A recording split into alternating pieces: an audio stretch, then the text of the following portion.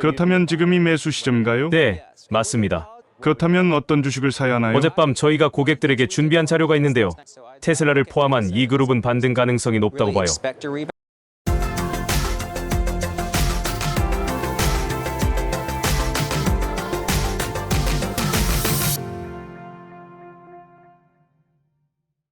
안녕하세요. 오늘의 테슬라 뉴스입니다. 자, 오늘 테슬라는 252.24를 기록했고요. 오늘 0.06%의 하락이 있었습니다. 테슬라의 한 주 동안의 변동성을 보면 현재 5.38%의 상승을 보여주고 있고, 한 달 동안에는 4.83%의 상승을, 6개월 동안에는 4.67%의 상승을, 2025년 1월 1일부터 현재까지는 마이너스 37.52%의 하락을 보여주고 있습니다. 자, 테슬라의 MDD 값은 48.35%를 보여주고 있고요. 테슬라가 전고점인 488까지 가기 위해서는 현재 93.63%의 상승이 필요한 상황입니다. 자, 현재 중국과 미국은 관세 전쟁을 하고 있으며, 미국은 125%가 아니라 20%가 더 추가된 145%의 관세를 중국에게 부과하고 있고, 중국 역시 물러나지 않고 84%의 관세에서 관세를 125%로 조정하는 발표를 했습니다. 자, 레이 달리오는 이런 두 나라의 관세 전쟁으로 인해서 미국 경제가 경기 침체에 들어갈 가능성이 있다고 분석하는데, 정말 미국이 경기 침체에 들어가는 것이라면 월가에서는 어떻게 생각하는지 알아보려고 합니다. 자, 여기에 대해서는 긍정적인 의견과 부정적인 의견을 같이 한번 들어보는 그런 시간을 마련했는데요. 우선 부정적인 의견부터 한번 들어보겠습니다. 자, 블랙록의 CEO인 레리 핑크 회장은 1988년 블랙록을 공동 설립한 후 줄곧 CEO로 재임 중이고, 블랙록을 세계 최대의 자산운용사로 성장시켰는데요. 2025년 기준 블랙록은 약 11.5조 달러, 한화로는 1경 5천조 원의 자산을 운용하고 있습니다. 자, 레리 핑크는 글로벌 금융계에서 가장 영향력이 있는 인물 중 하나로 손꼽히고, 그의 발언과 블랙록의 행보는 시장과 정책에 큰 파장을 일으키고 있는데요. 2025년 4월 그는 미국 경제가 이미 경기 침체에 들어가거나 매우 근접했다고 경고하는 발언을 했고, 앞에 레이 달리오와 같은 발언을 하기 때문에 눈여겨봐야 할 것 같습니다. 자, 레리 핑크는 트럼프 대통령의 관세 정책이 인플레이션을 부추길 가능성이 있다고 지적하고 있는데요. 왜 이분은 미국이 경기 침체가 시작되었다고 하는지 이제부터 그 이야기를 들어보겠습니다. 자, 한글 자막의 원본 영상은 회원님들에게 먼저 선공개되었고요. 라이센스 문제로 한국어로 더빙된 영상 같이 시청하겠습니다. 그럼 영상 볼게요. 미국은 곧 경기 침체에 들어서게 될까요?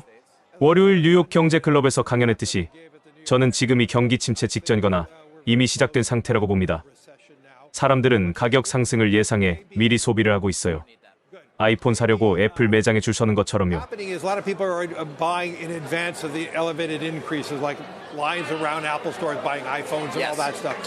하지만 이 모든 불확실성이 사람들로 하여금 멈칫하게 만들고 있습니다. 모두가 지켜보고 있는 상황이죠. 지금은 단지 속도가 느려질 뿐입니다. 90일간 상호 관세를 유예한 것도 그 일환입니다. 장기적으로 보면 더 높고 오래 갈 수도 있어요. 당신이 지적한 것처럼 많은 CEO들이 이런 불확실성을 코로나 초기 상황과 비교하고 있습니다. 다들 앞으로 무슨 일이 벌어질지 모르겠다는 입장이죠. 맞아요. 뭐가 다가오는지도 모르겠고 아무것도 예측할 수 없으니까 그냥 조용히 있는 거죠. 지금 미국의 분위기를 그렇게 표현해도 될까요? 그건 나쁜 대응입니다. 지금은 불확실성 속으로 뛰어들어 해답을 찾아야 할 때예요. 그냥 고개 숙이고 있을래요? 라는 CEO의 말은 주주 입장에서 받아들이기 힘듭니다. 오히려 이건 기회입니다. 우리는 전 세계 고객들과 그 어느 때보다 많은 대화를 나누고 있어요. 우리의 역할은 그들을 돕고 안정시키고 아이디어를 주는 것입니다. 그래서 누군가가 고개 숙이고 가만히 있겠다고 하면 저는 실망하죠. 물론 그 표현은 그렇게 해석된 걸 수도 있죠. 하지만 핵심은 불확실성 때문에 장기적인 자본 지출 계획 자체가 어렵다는 겁니다. 지금은 어느 부문이든 자본 지출이 줄고 있어요. 당장 돈을 써야 할 이유가 없으니까요. 하지만 오늘 아침 강연에서도 말했듯이 AI나 데이터 센터, 인프라 같은 메가 트렌드는 여전히 유효합니다. 우리 경제는 재편성 중이죠. 그래서 이 대세 흐름들은 일시적으로 지연될 수는 있어도 근본적으로 사라지진 않을 겁니다. 저는 여전히 장기적인 낙관론을 유지하고 있어요. 물론 지금은 재조정의 시간이죠. 경기 침체는 시작됐다고 생각하고요. 시장은 인플레이션이 얼마나 더 높아질 수 있는지를 아직도 과소평가하고 있어요. 관세 같은 요소를 모두 반영하면 부담이 더 커질 겁니다. 한 보고서에서는 관세와 주택 건축 비용을 고려하면 신축 주택 평균 가격이 26%까지 오를 수 있다고 하더군요. 지금도 주택 구매는 어려운 상황인데 말이죠. 이건 아무리 봐도 좋은 소식은 아니에요. 전혀 필요하지 않았던 일입니다. 이건 팬데믹도 아니고 금융위기도 아닙니다. 우리가 스스로 만든 위기죠. 월요일에도 말했듯 2차 세계대전 이후 미국은 세계 질서를 안정시키는 역할을 해왔어요. 그런데 지금은 그 반대입니다. 미국이 세계의 불안정 요인이 된 거죠. 그렇게 말하는 게 쉽진 않지만 그래도 저는 미국 자본주의의 힘은 여전히 살아있다고 믿습니다. 전 세계 고객들, 특히 CEO들은 여전히 우리의 비전을 듣고 싶어하고 대화를 원하고 함께 무언가를 만들고 싶어합니다. 그래서 장기적으로는 그렇게 걱정하지 않아요. 하지만 단기적으로는 몇몇 문제들이 정말 걱정됩니다. 그렇죠. 우리는 닉슨 대통령이 중국을 방문했던 시절도 기억하죠.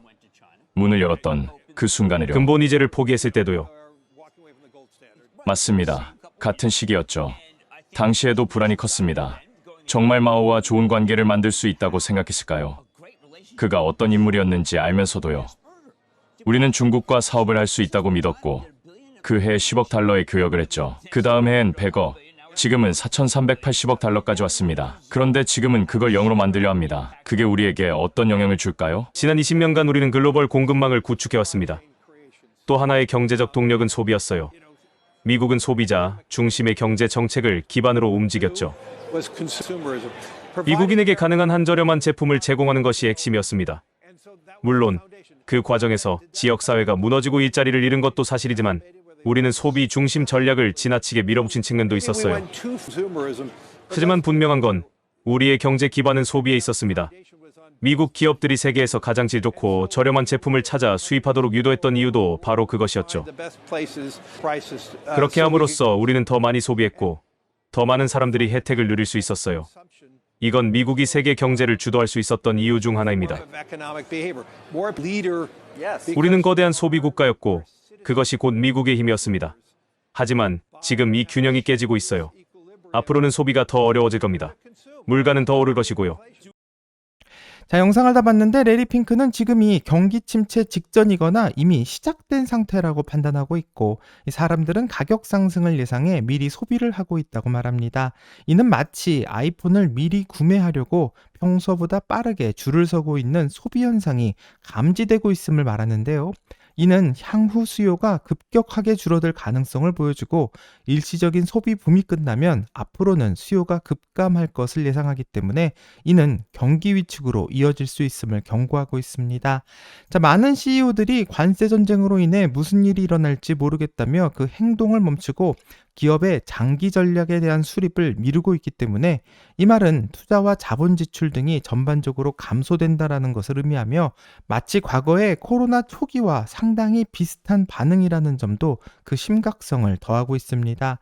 자, 많은 기업들은 AI 경쟁이 본격적으로 시작되면서 AI를 위한 데이터 센터의 투자와 또 인프라에 대해서 엄청난 투자를 예상했었는데요. 이는 여전히 유효하지만 그 실행이 늦춰질 수도 있고 단기적으로는 정책의 불확실성 때문에 위축이 우려되고 있습니다. 자, 이렇게 기업의 투자가 늦어진다면 기업의 실적과 일자리 모두에도 영향을 줄 수 있게 되는데 심지어 관세로 인해서 신축 주택 가격이 26%까지 오를 수 있다는 평가가 나오기 때문에 소비는 하기 어려워지지만 물가 상승은 계속될 것으로 예상되고 투자의 지연으로 인한 실직이 바로 경기 침체로 이어질 수 있다는 무서운 분석을 하고 있기 때문에 어떻게 될지 지켜봐야 될 것 같습니다. 자, 하지만 부정적인 의견과 다르게 긍정적인 의견도 한번 들어보려고 하는데요. 펀드 스트렛의 매니징 파트너이자 CNBC의 기고자이기도 한 톰 리의 의견을 들어보려고 하며 이분은 오히려 지금이 기회라고 외치고 있고 그 중에서도 테슬라를 주목하라고 말하고 있습니다. 자, 그럼 관세 전쟁이 한참인 상황에서 왜 테슬라에 대해서 말하고 있는지 긍정적인 이야기를 한번 들어보겠습니다. 그럼 영상 볼게요. 이렇게 변동성이 큰 상황에서 우리는 어디로 가고 있을까요? 어디로 향하는 걸까요? 톰 리에게 물어보죠. 펀드스트레스의 매니징 파트너이자 CNBC 기고자이기도 한 톰리가 함께하고 있습니다. 나와주셔서 감사합니다. 해방의 날이라고 하신 날이 예상처럼 흘러가지 않았죠. 공개적으로 사과하신 것도 많은 분들이 인상 깊게 봤습니다. 이제 어떻게 될까요? 앞으로의 방향은? 저희가 생각하는 몇 가지가 있습니다. 지금 시장은 매우 비관적으로 움직이고 있고 경기 침체 가능성을 60% 이상 반영한 상태예요. 하지만 관세 협상이 완화된다면 그 가능성은 낮아지겠죠. 그래서 저는 아직 시장이 큰 반등을 할 수 있는 여지는 충분히 있다고 봅니다. 결국 이건 완화의 길을 어떻게 걷느냐에 달려 있습니다.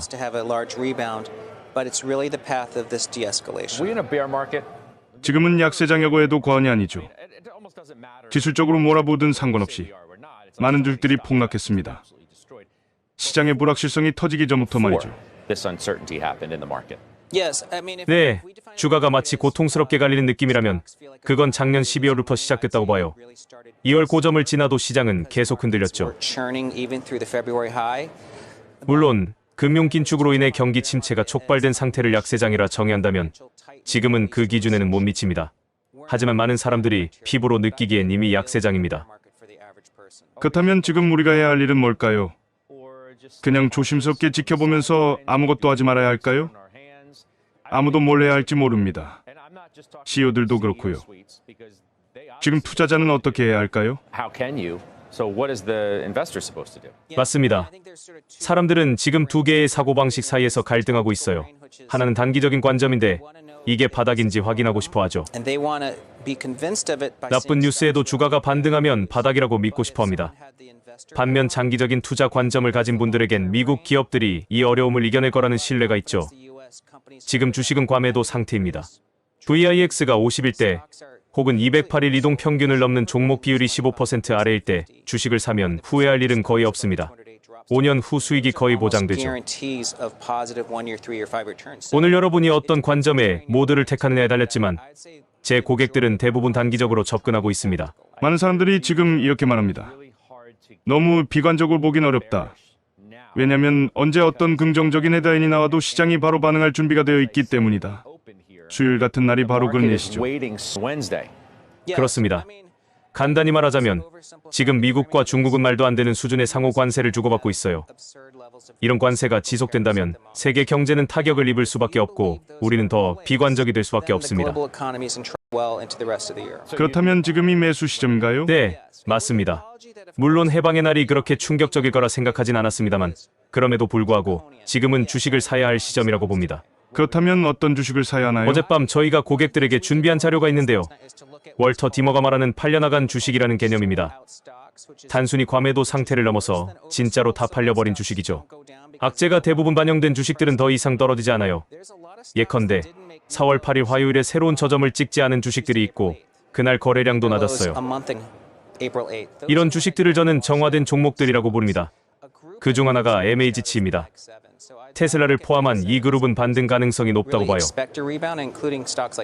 지금 드라코니안이라는 표현을 쓰셨죠. 저도 거기서 착안해서 질문 드릴게요. 혹시 지금이 실패 이후의 드라코니안 시대는 아닐까요? 그 정책 결정들로 인해 결국 우리는 잔해만 남게 된 건 아닐까요? CEO들은 현재를 전혀 예측할 수 없습니다. 오늘 소비자 심리지수 보셨나요? 정말 안 좋더군요. 인플레이션 기대치도요? 정말 말도 안 되게 치솟았죠. 기업 실적 기대치도요? 지금은 제대로 된 가이던스를 줄 수 있는 기업이 그렇다면 없습니다. 이미 피해는 끝난 건가요? 맞습니다. 하지만 우리가 기억해야 할 건 이 상황이 벌어진 지 고작 열흘이라는 겁니다. 충격은 컸지만 아직 초기 단계라는 거죠. 즉, 심장이 멈췄더라도 다시 뛰게 만들 수 있다는 겁니다. 백악관도 이제 서민 경제가 대규모 디레버리징을 견딜 수 없다는 걸 잘 알고 있어요. 일자리 감소로 이어질 테니까요. 그래서 지금 CEO들의 말을 듣고 있습니다. 이 피해를 복구할 큰 여지는 있다고 봅니다. 그리고 향후에는 서로 수용 가능한 수준의 관세 체계가 정착될 거고 세금 정책도 바뀌고 규제도 완화될 가능성이 높습니다. 저는 2026년을 긍정적으로 보고 있어요. 그렇다면 지금 어떤 풋옵션에 의존하고 계신가요? 연준 쪽인가요? 트럼프 쪽인가요? 지금은 콜도 있고 몇 개의 풋도 있다고 봐요. 크리스 연준 위원이 발언했던 그 부분인가요? 맞아요. 연준은 확실히 유동성 지원이라는 풋옵션을 가지고 있고요. 금리 수준도 많이 낮은 곳에 설정돼 있죠. 그리고 백악관도 하나의 정책적 풋옵션을 가지고 있어요. 세계 경제를 위협하면서까지 중국과의 대립을 밀어붙이진 않을 겁니다. 그리고 저는 백악관 내에 협상용 콜도 있다고 봐요. 즉, 나바로 카드를 걷어들이고 더 나은 협상가로 교체하는 카드죠.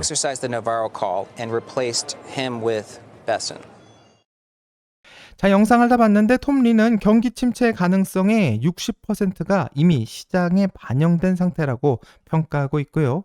이 문제는 관세 협상이 아직 진행 중이라는 것이고, 혹시 관세 협상이 완화되게 된다면 경기 침체의 가능성은 오히려 낮아질 것이라고 말합니다. 자, 그렇기 때문에 시장이 큰 반등을 할 수 있는 여지는 충분히 있다고 평가하고 있는데요. 그래서 지금은 오히려 주식을 사야 할 시점이라는 주장을 하고 있고, 현재 주식시장에서 사야 할 종목으로는 이 단순히 과매도 상태를 넘어 진짜로 심각하게 매도된 주식을 사야 한다고 말합니다. 그 종목은 바로 매그니피센트 7으로 손꼽히는 테크 기업들이며, 이 테슬라를 포함한 이 기업들은 반등의 가능성이 상당히 높다는 분석을 하고 있습니다. 자, 월가의 상반된 주장을 들어봤는데 긍정과 부정 양쪽 다 이해가 가는 주장을 하고 있기 때문에 어떤 선택을 할지는 본인이 현명하게 판단해야 될 것 같습니다. 자, 이제 테슬라 뉴스로 넘어가면요. 이 미국 시간 2025년 4월 10일 사우디아라비아의 수도인 리야드에서 테슬라의 공식 진출을 기념하는 행사가 성황리에 개최되었습니다. 자, 이날 행사에서는 테슬라의 전기차 모델들과 함께 자율주행 택시인 사이버캡도 공개돼 관객들의 이목을 끌었고요. 사우디 정부는 2030년까지 전기차 생산을 50만 대로 확대하겠다라는 목표를 세우고 있습니다. 이 테슬라의 진출은 이런 국가 전략과 맞물려 큰 시너지를 낼 것으로 기대되고 있고, 이 사우디아라비아는 전통적인 석유 중심의 경제에서 벗어나기 위해 비전 2030을 추진하며 전기차 산업에 390억 달러를 투자하겠다고 하는데, 테슬라의 이번 진출은 이러한 변화의 중심에 서 있는 것으로 평가되고 있습니다. 다만 사우디의 극심한 여름 더위와 충전 인프라 부족은 전기차 보급에 걸림돌로 작용할 수 있고, 사우디 내 충전소는 현재 101개에 불과하며 그마저도 대부분이 도시에 집중되어 있는데, 과연 테슬라의 도전이 중동의 미래를 어떻게 바꿔놓을지 많은 사람들의 이목이 집중되고 있습니다. 또 다른 테슬라 뉴스는 드디어 사이버 트럭의 새로운 저가형 모델이 출시되었다고 합니다. 하지만 그 성능과 가격 면에서 소비자들의 기대에 부응을 할 수 있을지가 숙제인데요. 이 사이버 트럭의 롱레인지 후륜구동 모델의 그 시작 가격은 69,990달러로 연방 세액공제인 7,500달러를 적용하게 된다면 62,490달러에 구매할 수 있습니다. 이는 전륜구동 모델인 79,990달러와 이 사이버 비스트 모델인 99,990달러보다 훨씬 저렴하긴 하지만 여전히 초기 발표 가격인 39,900달러와는 큰 차이가 있는 가격인데요. 2019년 발표 당시 테슬라는 후륜구동 사이버 트럭의 가격을 39,900달러에 출시하겠다라고 발표했는데, 그러나 실제 출시된 가격은 75%가 상승한 69,990달러에 출시했고, 이는 약 6년 동안 원자재의 가격 상승과 새로운 기술의 적용 그리고 생산 비용의 증가가 반영된 결과로 보입니다. 자, 새로운 후륜구동 사이버 트럭의 모델은 1회 충전 시 350마일, 약 563km의 주행거리를 제공하고, 이는 4륜구동 모델과 사이버 비스트보다도 긴 거리를 제공하긴 합니다. 하지만 견인력은 약 3,400kg으로 다른 모델들보다 낮고, 또한 0에서 60까지의 마일 퍼 아워의 가속 시간 역시 6.2초로 성능 면에서도 상위 모델들에 비해 다소 부족한 편입니다. 자, 사이버 트럭의 가격 상승과 성능 차이에 대해 소비자들은 엇갈린 반응을 보이고 있고요. 일부는 테슬라의 혁신적인 디자인과 기술을 높게 평가하지만, 다른 일부는 초기의 약속과 그 괴리감에 실망감을 표하기도 하고 있기 때문에 앞으로 테슬라가 어떻게 소비자의 기대를 충족시키게 될지 살펴봐야 할 것 같습니다. 자, 또 테슬라는 중국 시장에서 모델 S와 모델 X의 주문을 전격 중단했습니다. 현재 중단의 이유는 바로 미국과 중국 간의 관세 전쟁 때문으로 분석되는데요. 테슬라를 주문하기 위해서 중국의 테슬라 사이트를 방문하면 테슬라 중국 공식 홈페이지에서는 모델 S와 모델 X가 더 이상 새로 주문을 할 수 없고, 대신 더 알아보기 버튼만 남아있는 상황입니다. 자, 현재 주문 가능한 차량은 리디자인된 모델 3와 모델 Y 두 종류뿐인 것으로 확인되고 있는데요. 이렇게 된 이유는 미국이 중국산 제품에 145%의 관세를 때리고 중국 역시 미국산 제품에 대해서 125%의 관세를 부과했는데 바로 이 관세가 모델 S와 모델 X에게 영향을 미친 것으로 판단됩니다.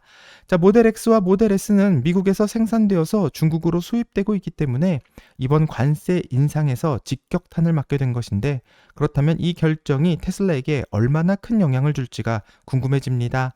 자, 우선 작년 중국에서 모델 X는 1553대가 팔렸고요. 모델 S는 311대만 팔렸습니다. 전체 중국 내 판매량인 65만 7천 대 중에서 이 두 모델이 차지하는 비중은 0.5%에 불과하기 때문에 이 판매량 전체에 큰 타격은 없지만 브랜드 이미지나 고급차의 시장의 포지셔닝에는 좀 영향을 줄 수도 있다는 분석도 나오고 있습니다. 자, 관세 전쟁은 단순히 자동차 가격 문제가 아니라 미국과 중국의 기술 패권 경쟁 그리고 전기차 시장의 주도권 싸움에서도 영향을 주고 있으며 이런 상황에서 테슬라는 단순한 판매 전략 이상의 고민이 필요해 보이고 현재 모델 S와 모델 X의 철수는 단순한 선택이 아니라 글로벌 정치와 경제가 전기차 시장에서 어떤 영향을 주는지를 보여주는 상징적인 장면으로 해석되며 앞으로 테슬라가 어떤 수를 던지게 될지 같이 기대해 보겠습니다. 여기까지가 오늘의 테슬라 뉴스고요. 오늘 영상이 도움이 되셨다면 구독과 좋아요 그리고 알람 설정 부탁드립니다. 한 주 동안 정말 수고하셨고요. 즐거운 주말 되세요. 감사합니다.